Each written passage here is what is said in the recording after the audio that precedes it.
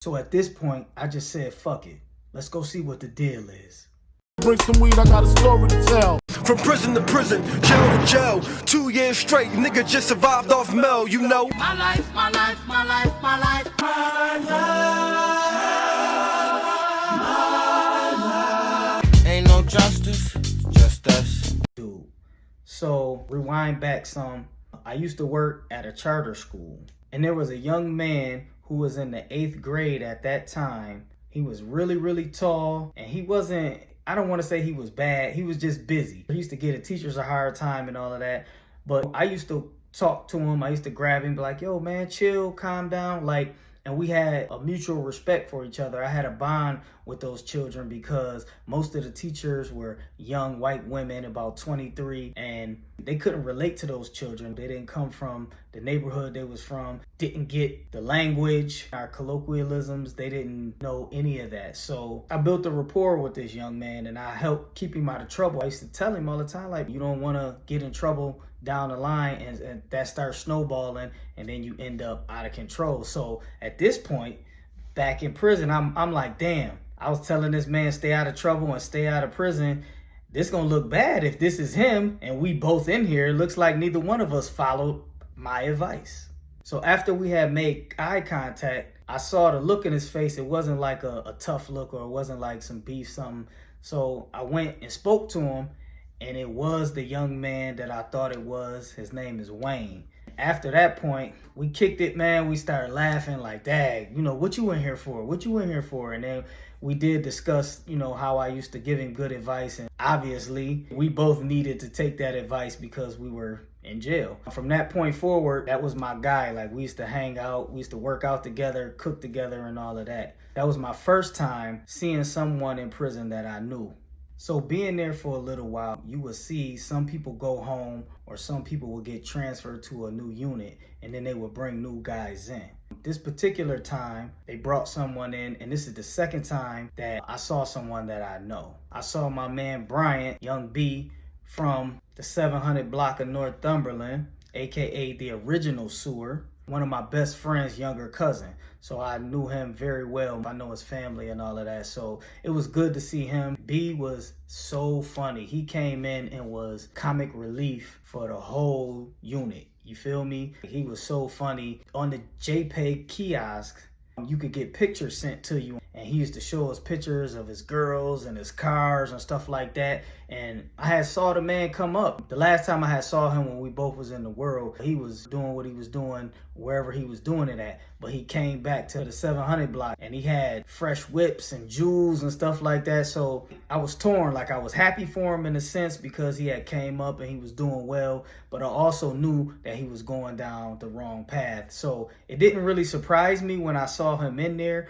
but he got adjusted. I'm telling you, the man was so funny. He was super generous. Like, he would just order stuff on commissary and break bread with whoever was in our circle. So me, Wayne, B, and a couple of other dudes, we had our little circle where we would break bread. We would eat together. We would cook together. We would work out. We would just laugh and crack jokes all day. And then, you know, sometimes I needed some alone time, some private time, so I spin off and go to my bunk, read a book or something, or get on the phone, talk to my family, talk to my children. That's what you have to do to pass the time while you're in prison. Y'all know very well that I'm big on health and fitness, and I've been working out for a long time. So when I was in there, I couldn't wait for the chance to work out. You see people getting it in, and sometimes I didn't even know them people, but they'll be working out, and I'll just hop in with them and just start doing what they was doing.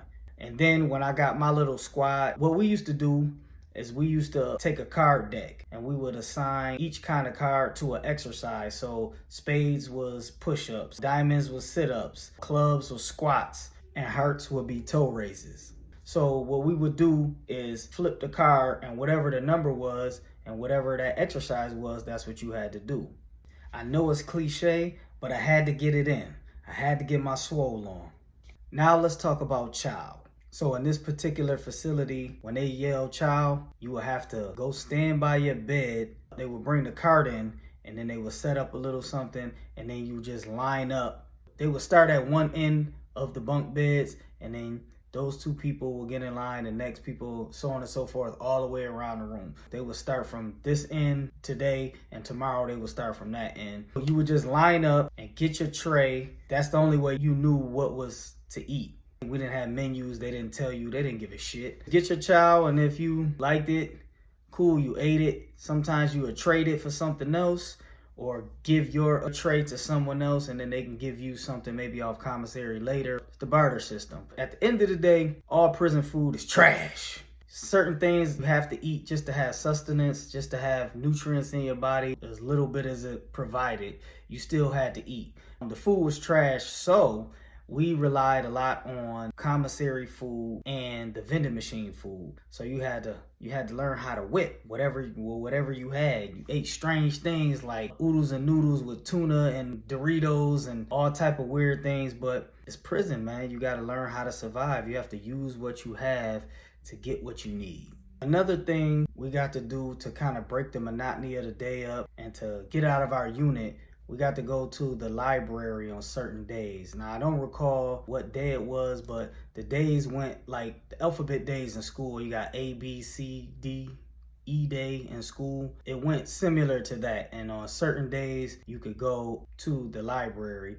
And I used to enjoy that. You can get on the computers, you can read books. I used to just go there and read and learn something, of course, but it also would just take my mind from, whatever I was stressing about or the fact that I was in prison. The library, it really helped me out a lot. I just did my best to stay busy, cooking, working out, socializing, reading, just anything to occupy my mind because I didn't want to start missing my family and friends more than I already was. I didn't want to start dwelling on the fact that I couldn't get up and go as I pleased and go outside or go anywhere else besides where I was at.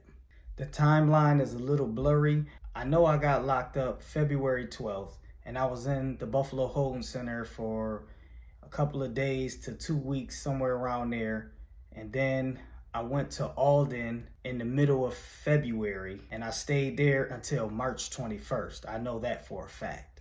And I know that because that's my daughter's birthday and I couldn't wait to call her. And that was the day we got our commissary sheet. You had to fill out to place your order for commissary. All that got interrupted when the CO came and got me and told me to pack it up. I was being transferred. At that point, I was thinking that the tour wasn't so bad, but I had no idea what was ahead of me. Now, I'm not trying to glorify prison in any way, shape, or form, but when I was in Alden, I had a lot of fun, a lot of good times. But I know you guys were expecting a fight or somebody to get cut and all of that. That's later on in my tour.